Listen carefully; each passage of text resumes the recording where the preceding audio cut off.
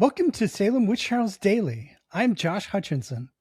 In 17th century Massachusetts, witchcraft was a capital offense. A single conviction could, and often did, lead to the gallows. Today we're focused on staying alive during the witch panic. When the neighbor you've known for 20 years points a finger at you, what do? We've identified 8 specific survival strategies used by the accused to avoid the hangman. Some of these methods were calculated, some were desperate, and some weren't very sound. And we're looking at it from this modern perspective looking back. But in a season of fear, people used whatever resources they had to survive.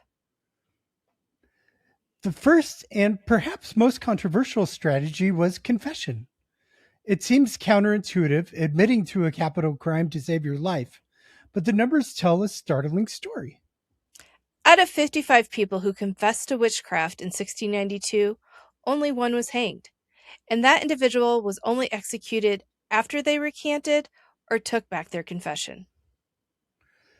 But it's very important to understand that confessing didn't actually mean you were innocent in the eyes of the law. It was a stalling tactic. This delayed the inevitable, really. Confessors were simply moved to the back of the trial queue.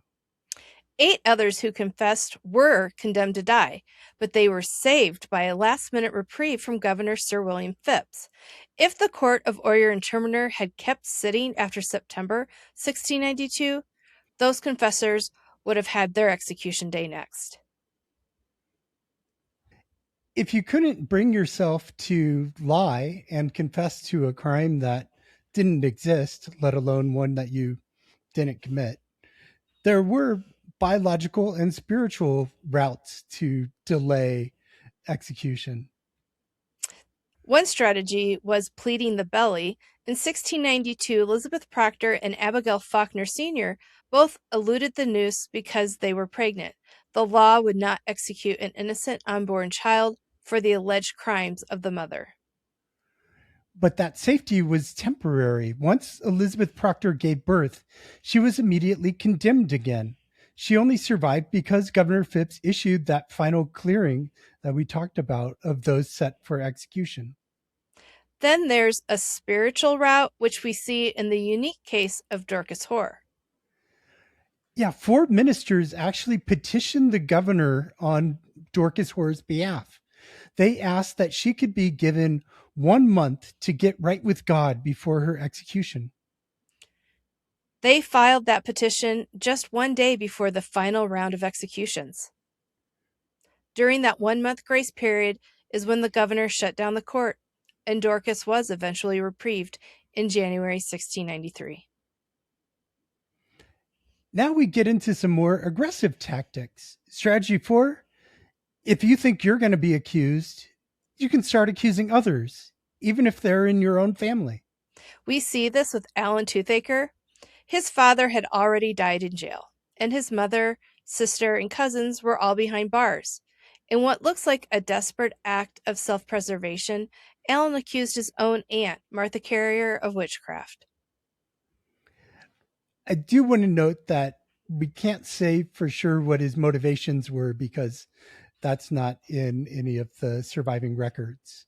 But it does have that appearance that it might have been an act of self-preservation, and it worked either way. He was not accused of witchcraft himself. And then there's a 5th strategy, becoming afflicted yourself. Because if you're the one having the fits in court, how can you be the witch? John Indian is a prime example. After his wife Tittabel was arrested, John, who had helped bake a witch cake, suddenly became the afflicted. And don't forget Mary Warren. She flipped sides twice. First, she was afflicted, then she claimed the other girls were lying.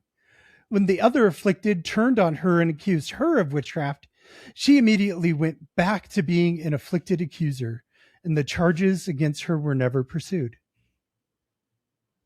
For those who wanted to maintain their integrity, the community was the 6th and 7th line of defense, petitions, and character witnesses. People like Rebecca Nurse and John Proctor relied heavily on both petitions and character witnesses, and Mary Esty wrote an incredibly eloquent plea to the court. They weren't just personal notes, they were often signed by dozens of neighbors, ministers, or civic leaders. They would testify to someone's character or even testify against the credibility of the accusers, which is what Mary did in her petition. And unfortunately, in the heat of 1692, even the best character witnesses weren't enough to stop the convictions. And so now we're going to talk about the final and perhaps most effective strategy: running away. Since everyone who was brought to trial in 1692 was convicted, 27 out of 27 people who faced the court of Oyer and Terminer, the best way to survive was simply not to be there. Author Marilyn K. Roach identified 21 individuals who chose that path. Some fled before the warrants were even issued. Others escaped from jail or evaded arrest entirely. You might lose your property to confiscation, but you kept your life. The only strategy was to head for a place like New York where you could find safe haven, because the governor there did protect some accused who escaped from Salem. And get there and don't look back. In the end, virtually it was luck that played the biggest role. If you were held over for trial until September 22nd, 1692, your chances of survival skyrocketed because it wasn't justice that saved anybody. It was just things came to an end. During the witch trials, we know there wasn't a guaranteed method to survive. At least 25 people did die, 19 were hanged, 1 was pressed to death, and 5 succumbed to the conditions of the jails. Even those acquitted, like Lydia Dustin, sometimes died in a cell because they couldn't pay their jail fees.